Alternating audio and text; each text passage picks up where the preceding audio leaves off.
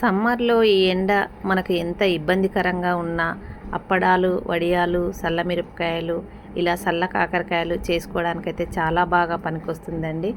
ఈ ఎండ బాగా ఉన్నందువల్ల మేమైతే ఈ సల్ల కాకరకాయలు చేసాము.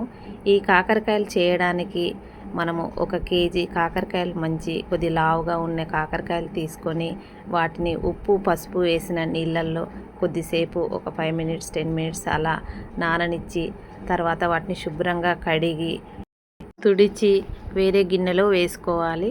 తర్వాత ఈ కాకరకాయలను మనం రౌండ్గా కట్ చేసుకోవాలి. ఒక్కొక్క దాన్ని కొద్దిగా మందంగానే, సన్నగా కాకుండా కొద్దిగా ఎండితే మరీ పల్చగా అయిపోకుండా కొద్దిగా మందంగానే కట్ చేసుకోవాలి. నేనైతే ఇక్కడ ఇలా కట్ చేశాను. మరీ పల్చగా కాకుండా మరీ లావుగా కాకుండా ఈ మోస్తరుగా కట్ చేయాలి. మొత్తం అయితే అన్నీ కట్ చేసుకోవడం అయిపోయింది. ఇది మీడియంగా ఇలా కట్ చేసుకున్నాం కదా. మొత్తం కట్ చేసుకున్న తర్వాత వీటిని మజ్జిగలో వేయాలి. ఈ మజ్జిగలో వేయడానికి మనం మజ్జిగ తయారు చేసుకోవాల్సిన అవసరం లేదు. చల్లమిరపకాయలు చేసినప్పుడు ఆ మిగిలిన మజ్జిగనే మనము ఈ కాకరకాయలకు యూజ్ చేసుకోవాలి. అదే మజ్జిగలో ఈ కాకరకాయలను మనమైతే వేసుకోవాలి.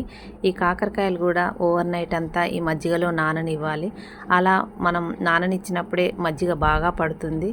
దీంట్లో చల్లమిర్చికి మనం వేసినప్పుడు ఆ ఉప్పు మిరపకాయలు పీల్చేసుకుంటాయి కాబట్టి ఎక్స్ట్రాగా మనం కొద్దిగా ఉప్పు అయితే యాడ్ చేసుకున్నాము.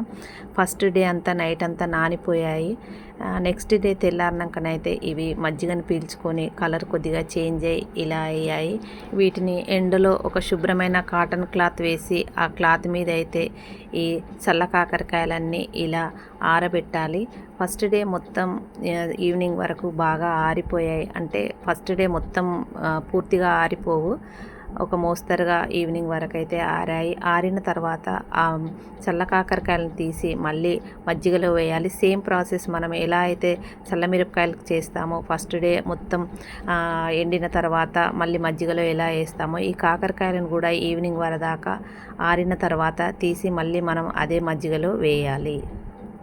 మళ్ళీ ఓవర్ నైట్ అంతా ఈ మజ్జిగలో నాననివ్వాలి. నాననిచ్చిన తర్వాత సెకండ్ డే మళ్ళీ తీసి సేమ్ ప్రాసెస్ మళ్ళీ కాటన్ క్లాత్ మీద వేయాలి.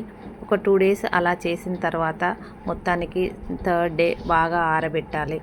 మొత్తం ఆరిపోతాయి. ఆరిపోయినాయి మన వడియాల్లాగా కరకర అవుతాయి. ఇవైతే కారకారంగా పుల్లగా చాలా బాగుంటాయి. ఈ చల్లమిరపకాయలు వేసినప్పుడు దానిలోని కారాన్ని కూడా ఈ కాకరకాయలు పీల్చుకుంటాయి కాబట్టి కారకారంగా కూడా ఉంటాయి. ఇది ప్రతి ఒక్కరూ ట్రై చేయాలి కంపల్సరీ, చాలా బాగుంటుంది. అసలు చేదు అనే మాటే తెలియదు. అసలు కాకరకాయ వడియాలని చెప్పేదాకా కూడా అవి కాకరకాయలు అని మనకు తెలియదు. దీనిని మా కన్నమ్మ అయితే మొత్తం ఆరిన తర్వాత ఒక ప్లేట్లో వేసుకొని తీసుకొని వచ్చి ఆమె అయితే మళ్ళీ ఆరబెడుతుంది. పప్పంచుకు కానీ కూరంచుకు కానీ అవి వడియాల్లాగా వేపుకొని తినడానికి బాగుంటాయి. ఈ కాకరకాయలు, చల్లమిరపకాయలు 2 డేస్ బాగా ఆరిపోయిన తర్వాత వీటిని సంవత్సరం అంతా స్టోర్ చేసుకోవచ్చు. ఇవి ఎయిర్ టైట్ కంటైనర్లో వేస్తే ఏమాత్రం మెత్తబడకుండా బాగుంటాయి. తర్వాత ఈ చల్ల కాకరకాయలను అయితే నేను ఒక కడాయి పెట్టి నూనె వేడెక్కాక ఒకసారి వేసి ఇలా తీస్తే చాలా బాగుంటుంది. దాని మీద కారం అవి ఏమి వేయాల్సిన అవసరం లేదు. వడియాల్లాగానే వీటిని అన్నం మంచుకు పెట్టుకొని తినడానికి బాగుంటాయి.